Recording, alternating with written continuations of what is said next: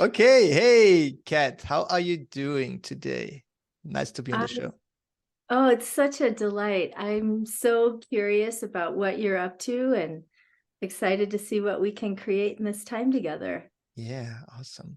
So for the listeners and also for me, like what are three things you want to share about you?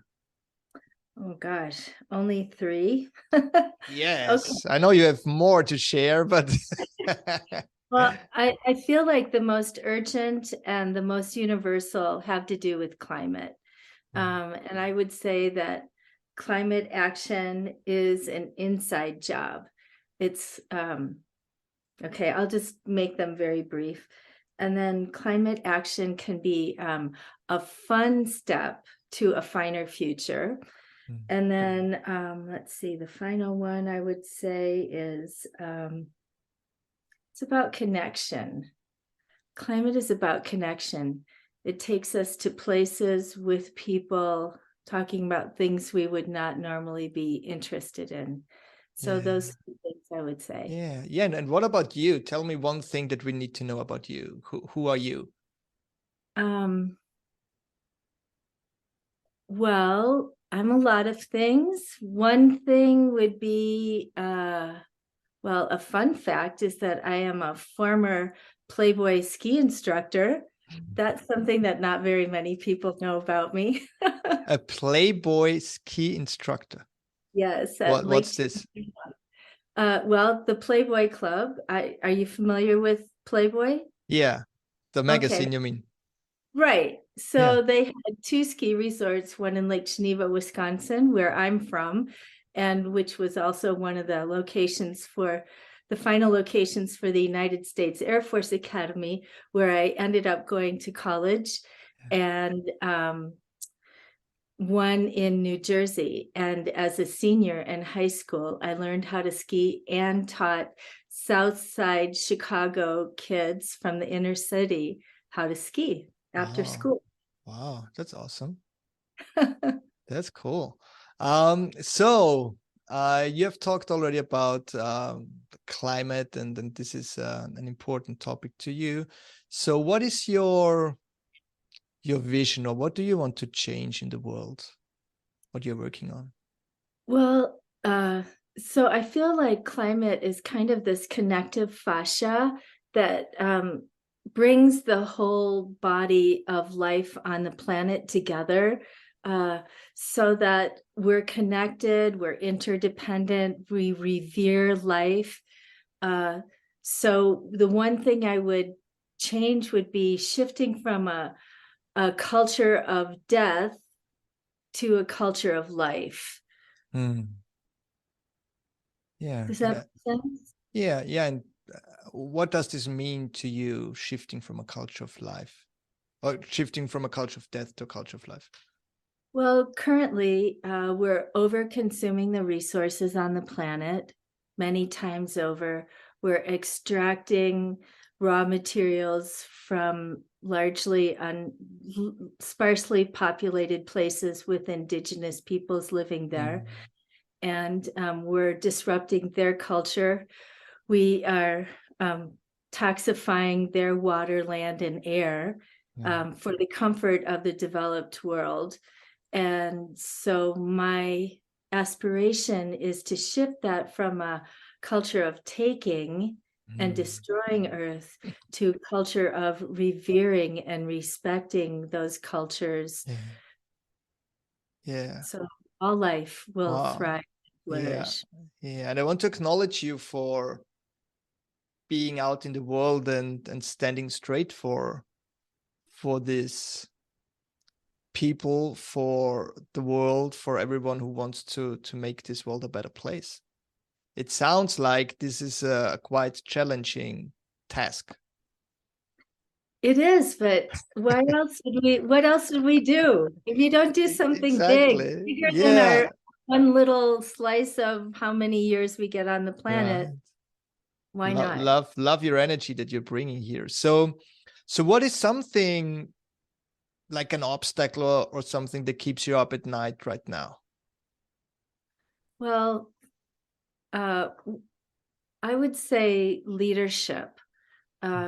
Young people are aware that the planet that they're inheriting is less lively, less flourishing than the one I grew up in.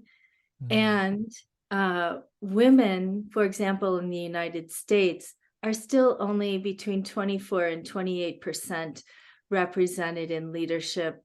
Many boards have very few women or diversity on them. So I think the obstacle is finding ways to raise up not only my own influence and ability to affect decisions, but also to raise up youth global change makers and women leaders and writers and influencers.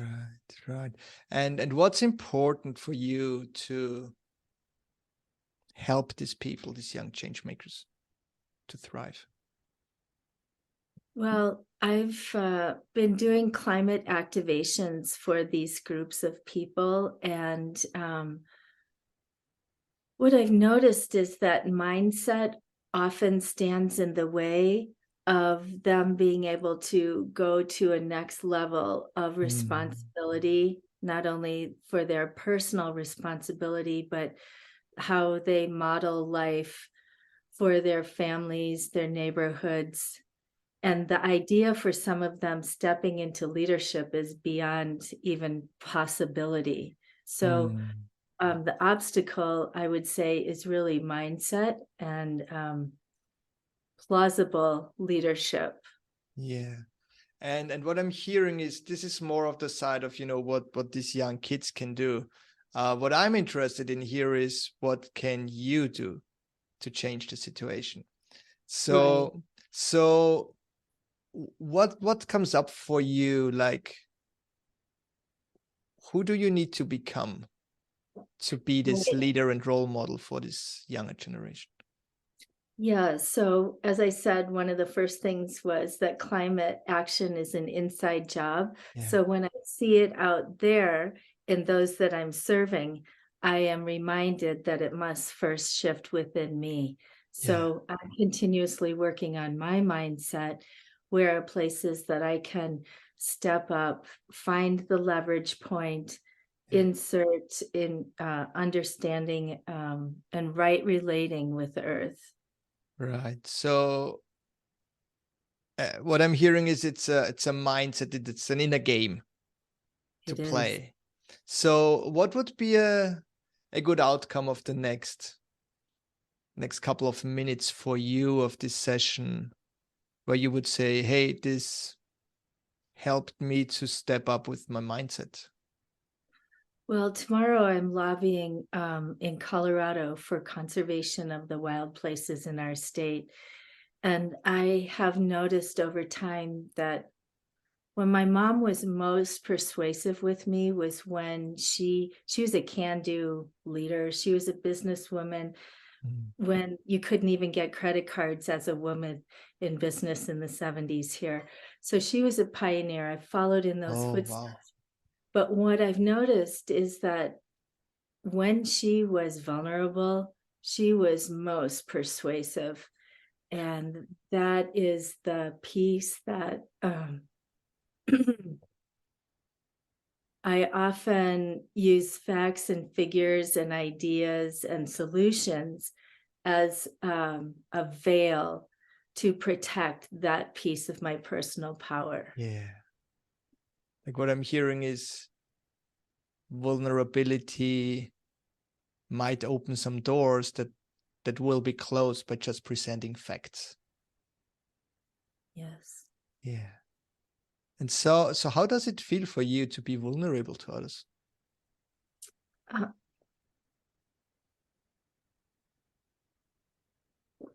it feels raw. Wrong. Do you feel it somewhere in your body? Is there any feeling or a picture coming up? Or Right now, I'm feeling it in my hand. yeah, your hand. You had this ski accident yesterday, right? Yes. Yeah. So is it because of the accident, or is it like a Yeah, pain in the yeah, head? Okay. yeah, the Physical physicality pain. of that. Yeah. But it was also a very vulnerable position to be in. I Mm. almost never fall, and that was an unexpected twist, and it impacted me in the moment.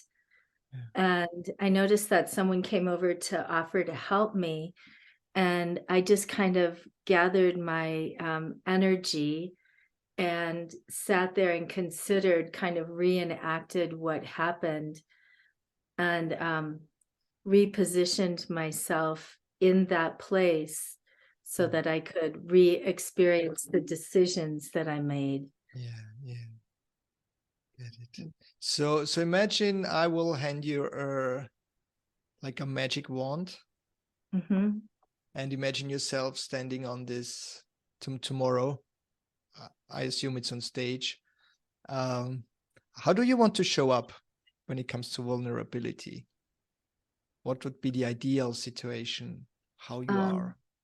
engaging, knowledgeable, with deep reverence for the wild places, Mm. in relationship with whomever is before me, if it's a politician, a legislator, Yeah. an activist, really looking into their eyes if they allow that, and Yeah. listening for what it is that they need to hear to understand how important the decisions are that they're making right now Mm.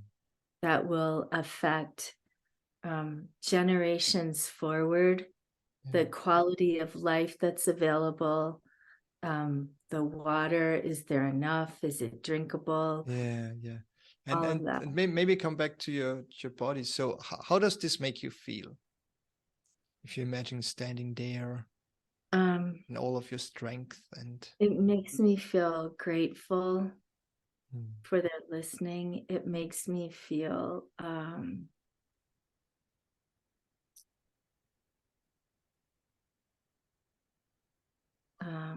strong, Mm. courageous. Grateful. The words come easily. It's like my ears are like this super organism where I Yeah. really hear into their soul, and I'm able Mm. to just find the tiny leverage point that might just um, open their heart and head and hands to doing something urgent. Yeah. And something so important for the world. Yeah. So what would help you to bring this energy forward and to tomorrow's event? Mm. Is there anything that comes up for you? Noticing the edges where the space is hard and cold and square and linear, the human created spaces, versus the organic emotional flow, um, the warm hugs, the Mm. laughter, the ease in relating with others. Yeah. There's a lot of connection. Mhm. And and how can you bring this connection to those people tomorrow that are listening to you? Yeah, I feel like just standing solidly in my rooted feet, Mm. connecting all the way to the core of the planet, and just allowing myself to be not only a sensor for what's happening in Earth, but for Earth to send um, perfectly timed messages. Uh, Mm.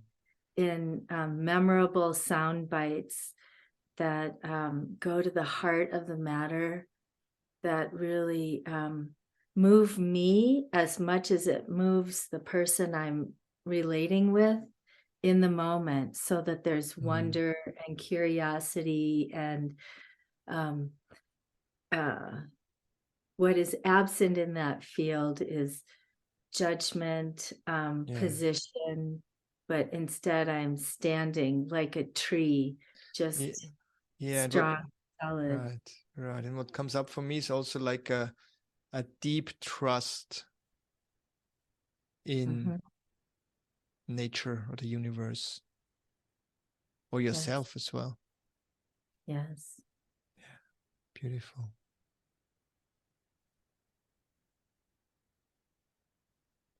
So I would love you to bring this, this energy and this aliveness and really being one with nature tomorrow to this event. Is there any practical thing that you can do that reminds you to be in this space, or anything like a little ritual or like an object that you can pull out tomorrow before your talk that reminds you of this conversation here? I feel it's not a thing. I feel it's a presence. It's a reverence. Um, it's like a condensing of time, like bringing the wisdom and lessons and losses and sufferings and joys of the past to this present moment, kind of like an hourglass where all of Mm-hmm. the past generations and wisdom of the ancients all kind of comes up through my feet, Yeah. and then it gets condensed in that moment, in that precise moment where I am just with myself and the decision maker, and then open to all of the joy and delight and possibility of a future that looks different than the darkness of the sorrows and the losses of the past. Yeah. Wow. What comes up for me is Kat, you're really wisdom. You have so much knowledge about our planet and the interplay, and you have such a big heart to bring this forward. And I just want to acknowledge this. I can imagine that's not an easy way to go, but you are bold enough to go there. And this is exactly what people like you, what the world needs at this moment. So thank you for this. I feel like I'm just one decent human. And there's like And 8 billion of us on the planet. If each of us were able to and you're truly an inspiring leader, paving the path for many of us.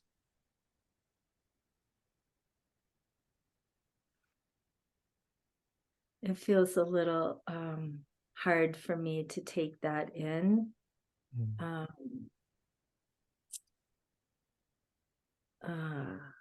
Why is this? Well, I feel like I'm feeling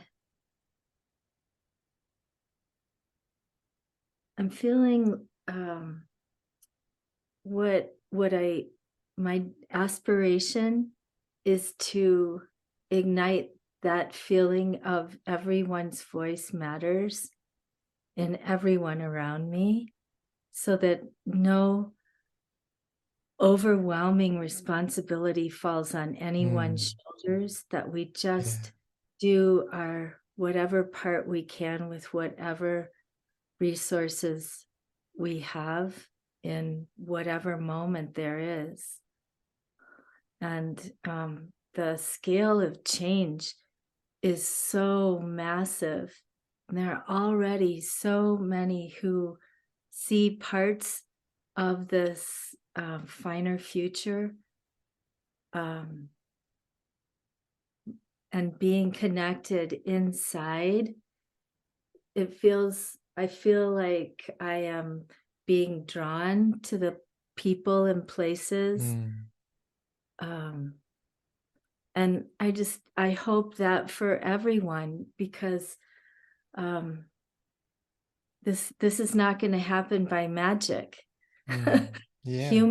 Humans made these radical changes in Earth's nested ecosystems. And just like Earth is changing because of us, we need to change because of us. Yeah. So, Yeah. yeah, I'm feeling like a little salivation in my throat, like, oh, that's a lot to swallow, but here we are, 2023. Yeah. Yeah, I get it. And so maybe a little bit more to swallow for you. But what about doing a little challenge for you? And so the idea is to get you out of your comfort zone a little bit in order to grow for yourself and experiment with new things. So you can either say yes to this challenge, no, or you can give me a counter offer. And then we can co-decide. Yeah. And if you're up for this kind of game. Of course. Yeah. So what came up for me is you said vulnerability, and I'm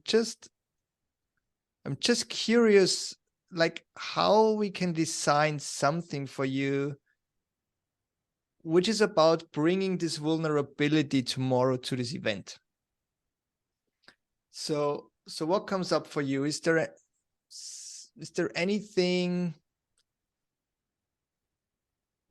where you can show your vulnerability in a way that might not be the normal way how you show up, but I have the feeling vulnerability seems to be a key, at least is also worked with your mother, right? Where you said when she was vulnerable, she attracted the most people.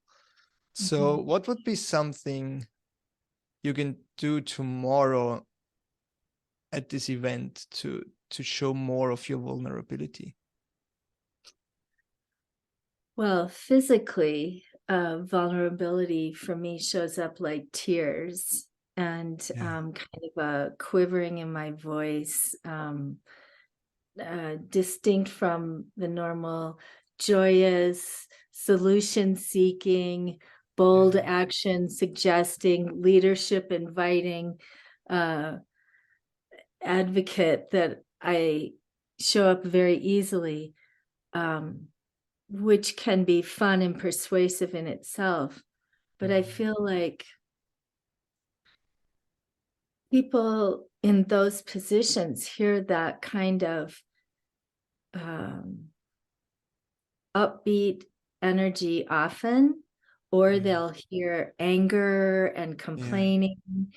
And I feel like the divination between those two polar opposites lies in the power of the heart. And even deeper than that, as a woman, the power of my womb bringing life into the world. It's an incredibly painful and vulnerable position. And if I could source that energy, that would be incredibly persuasive, inspiring, and powerful. Yeah. And I'm also touching my heart, as you said, bringing tears. And how I understand it, it's not, fake tears, because this is a tool that brings you forward, but more like really being your true, authentic self.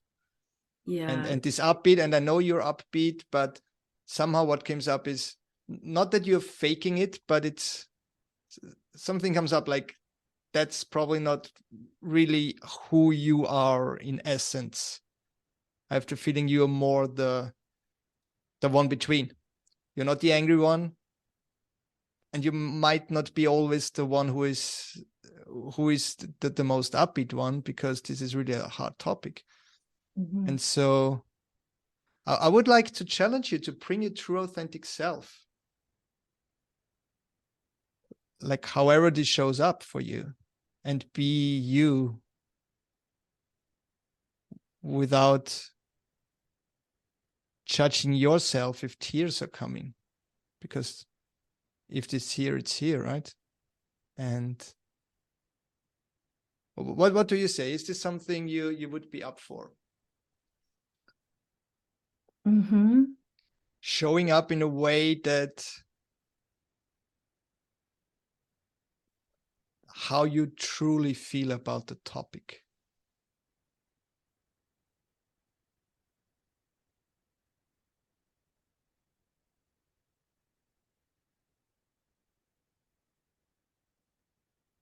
Vulnerability doesn't feel like an emotion that I can just turn on or turn off. Right. It feels in a moment when a child's scraped knee just touches me, or Yeah, when, yeah. no, and it's not about, having a switch and saying, now I'm vulnerable and now tears come. This is not what I'm proposing here. It's more like, be aware if something comes up where you want to be vulnerable, just allowing it and not hiding it. Mm-hmm. Might be something that is worth to experiment with, because it sounds you have never, or I don't know, never, but this might be an operation system that you haven't really used in these scenarios. Yeah, I feel that it has been available to me kind of like a rough curved edge, but it's not a polished surface. It's I am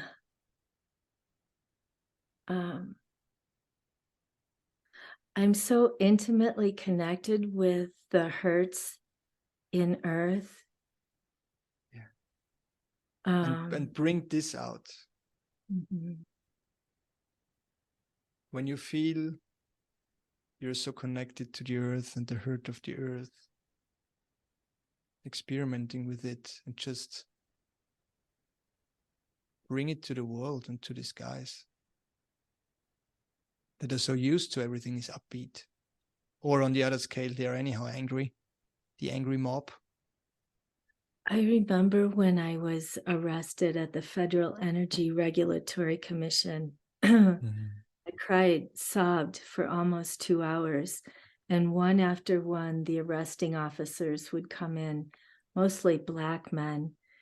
And I learned a powerful lesson there that hurt people hurt people. But they were all so curious, and they were asking me, why are you crying? Why are you still crying? And just a flood of sorrow filled my entire body. It was just like a waterfall of suffering. And I was just considering all of the species on the planet that were going to blink out or were desperate to find conditions they could survive in. And as I was thinking of all of the animals and species, of course, I was including humans in that too. And reporting after that to all of our 100 or 150 people who were part of that action. I remember I broke into tears again and just was so grateful for the small kindnesses along that way. I promised my husband and my son I would not get arrested. And yep, I got arrested, and it was such a blow to my system. And then I felt that it's nothing. It's nothing. My small emotional heartbreak was nothing compared to the millions that were gonna vanish. Yeah. It touches my heart when you're talking about it.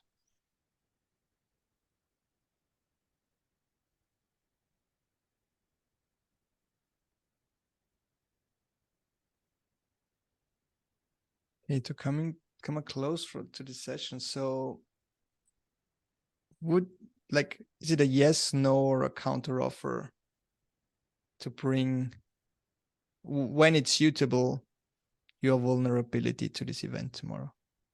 Oh, it's a hell yes. Awesome. Awesome. I know that you're up for this challenge. Yeah.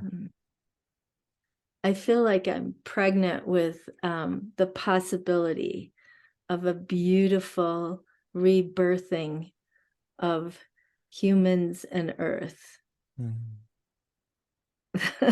I love the spirituality that you bring here to this chat, and you're really special, Kat.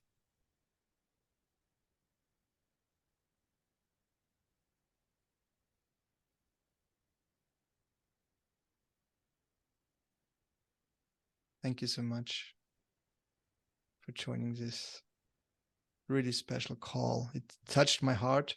I'm almost shaking listening to you, and I know that when you bring your true authentic self to these people out there, they will feel the difference that you can make.